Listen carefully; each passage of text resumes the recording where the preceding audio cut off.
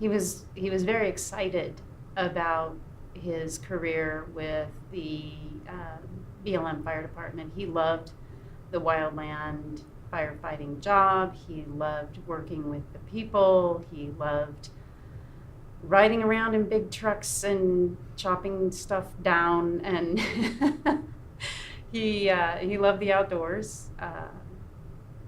He was a clown, a huge clown. And so he was very popular. Clowns are popular. And he worked really, really, really hard at what he was doing. He was very dedicated to the physical fitness part of it. He loved the hard work part of it. He, and correct me if I'm wrong, started up the weightlifting program. Correct. Yeah. In Winnemucca. They always do, the cardio, the pack tests, all of that kind of stuff, but he was convinced that you needed more. You needed weightlifting. You needed big muscles. He could run for his size, though. Oh yeah, he was huge, but he could outrun you. He was fast. He played running back from the time he was 8 until Almost all through high school.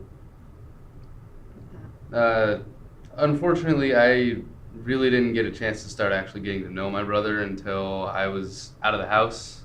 So the last couple of years, and he was always off in Winnemucca or Gerlach, or we started getting along a lot better after he got out of high school. After he got out of high school, and went to Feather River. Yeah, for Will's 22nd birthday, he was a St. Patrick's Day baby. He came home from Winnemucca with a couple of his firefighter friends, and he hired Seth. Traded me a longboard for Yeah, chauffeuring. Bartered with Seth. Yes. For weekend chauffeuring so that they could party safely. I was basically his mechanic. Let's put it that way. You break it, I fix it. Car, truck, whatever. It was an ongoing event with him. But I remember he wrecked that motorcycle. When he got it back to me, it was amazing what it looked like. He was fine though, not a scratch on. No, I thought he had a lot of road rash. Well, I know the road rash. I thought there was an incident where he popped a wheelie and busted the rear fender off. Well, that was this time, yeah. Oh. So, I put it back together, and shortly, I don't even think he rode it again after that. I think he sold it within a month or two. And that's when I think he decided that he was going to start taking care of himself a little bit better than all the risk he was taking. Be a little less reckless. Yeah, he was very reckless at times. Very popular. Hundreds of friends. Friends everywhere. They were everywhere. People who were his, close friends with his, and I never even met him. He had so many. Well, that's what we had a birthday party for him last March, even though he was gone. And one of his friends came up to me and said, everybody in this room is going to tell you that Will was his best friend. Will was his best friend.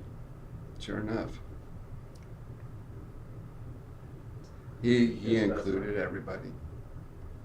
Very Yeah. inclusive of He word. was kind to outsiders, and would bring them in.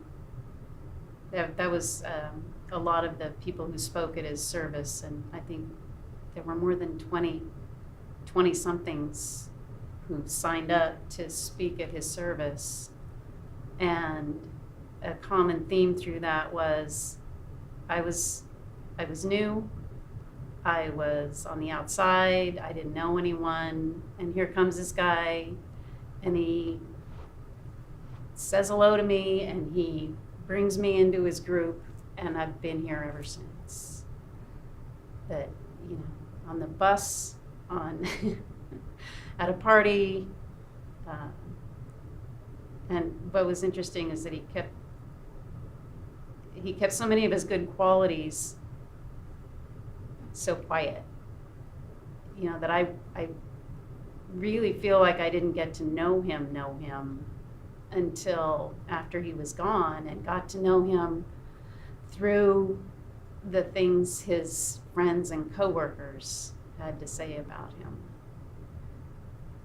It's I think you spend so much time monitoring and questioning that maybe you miss some of their better qualities because they don't concern you, I guess. I don't know. But my ex-sister-in-law, who would occasionally come to family things because she was still friends with another sister, her husband was always, on the outside, while his wife was, on the inside, reconnecting with old kind of ex-siblings. And she said that Will repeatedly would go talk to him, go hang out with him for a little bit, talk to him. And I never knew that. That's a really sweet thing to do. One of his friends had posted something about, I think it was on they went out for his 21st birthday, but I forget the whole story, but He was fun. I mean, he was a he was fun a challenge, guy. but he was fun. He was. You couldn't help we but got laugh along. at He was a him blast. with them. He would get into trouble, and he would, once he was in trouble and he knew it, he would just do whatever it took to get back in your good graces. He would do whatever it took. Yeah, no matter how many times he would make me angry or be a jerk to me and my friends, I couldn't stay mad at him for more than, I don't know, maybe an hour. He just wanted to have fun. Yeah. He wanted to have fun, and he wanted it a lot. He wanted a lot of it, and he wanted it a lot. Yeah, he 22. He put in a lot. He lived his 22 years having fun. Yeah. He probably lived more than 22 years than I will in 50. Yeah, he was wild and always on the crazy. go. He wasn't the type to sit in front of a TV or No. anything. Not for any longer than a couple of hours Remember, before he used to come home from Winnemucca. Oh, I'm yeah. just going to hang out in the house. I'm just going to hang with my folks today. He'd come in and just drop his bags on the floor, right in the middle of the house. Sleep. And the dust. Dust fly up, of and it. you sit down. I go, well, how's it going? He goes, good. I go, what are you going to do tonight? He goes, oh, I'm just going to hang out with you guys and talk. I go, no, you're not. About 5 minutes later, you get a phone call, be a friend, and sure enough, oh, I'm just going to hang out with my folks tonight. And well, that lasts about 10 minutes on the phone. Okay, and out the door you go. Be happy and have fun. Yeah. That's all. I never saw that guy sad or Down. depressed or being down. He was always high energy, happy to be wherever he was. You hit it right there on the head there.